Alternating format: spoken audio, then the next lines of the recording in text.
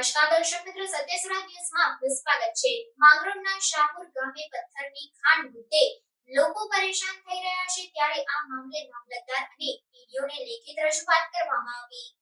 માંગરોળ તાલુકામાં છેલ્લા ઘણા સમયથી પથ્થરની ખાણો બે રોકટોક ચાલતી હોવાની અનેક વખત ફરિયાદો ઉઠી છે અને આ ખાણોના કારણોથી આજુબાજુ વિસ્તારના ખેતરોમાં ધૂળ ઉડવાથી ખેતરોમાં ભારે નુકસાની થઈ જાય છે અને પાક પણ ધૂળથી દટાઈ જાય છે, જ્યારે આજુબાજુના રહેણાંક વિસ્તારોમાં પણ લોકો ભારે મુશ્કેલીઓનો સામનો કરવા માટે મજબૂર બન્યા છે। પરંતુ બે રોકટોક ખાણો ધમધમતી નજરે પડે છે, ત્યારે તપાસના નામે મીંડું જોવા મળ્યું। શાહપુર ગામના લોકોએ મામલતદાર માંગરોળને લેખિતમાં રજૂઆત કરી ખાણો બંધ કરાવવાની માંગ કરી છે, જ્યારે ખાસ કરીને વાત કરવામાં આવે તો માંગરોળ પંથકમાં શીલ, સાંગાવાડા, દિવાસા સહિતના વિસ્તારોમાં ગેરકાયદેસર ખાણો ચાલતી હોવાની પણ આશંકા છે, પરંતુ કોઈ તપાસ કરવામાં આવતી નથી। જ્યારે દિવાસાથી લઈને ચોરવાડ, ગડુ સહિતની દરિયાઈ પટ્ટીના વિસ્તારોમાં ગેરકાયદેસર ખાણો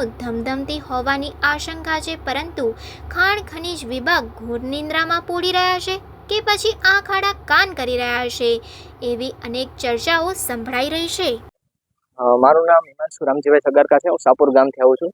હવે શાહપુર ગામમાં અત્યારે જે ખાણની લીઝ મંજૂર થઈ ગયેલ છે, ખાણની લીઝ અત્યારે મામલતદારમાં અમે આવેદનપત્ર આપવા આવ્યા છે કે ખાણની લીઝ તાત્કાલિક ધોરણે બંધ કરવામાં આવે અને જે આજુબાજુમાં જે થતું નુકસાન છે એમાં ઘટાડો આવે, એ મામલતદારને અને આ માધ્યમ દ્વારા કલેક્ટરને અમે રજૂઆત કરીએ છીએ। શાહપુર ગામના વતની છીએ અમે। મારું નામ મેણસીભાઈ વરજાંગભાઈ ગરેજા છે। આ બોડી વિસ્તાર છે જ્યાં ખાણની લીઝ મંજૂર કરે અને પોતે આ જાળવાને અને માણસોને બહુ અતિ નુકસાન થાય છે। આ 300 થી 400 માણસ અહીંયા વસવાટ કરે છે અને તેને લીધે જાળવા અને આ લોકો બધા ગરીબ એના ઉપર આજીવન એનું જીવન જીવવા જરૂરત કરે છે। આ લીઝ બંધ કરવાની।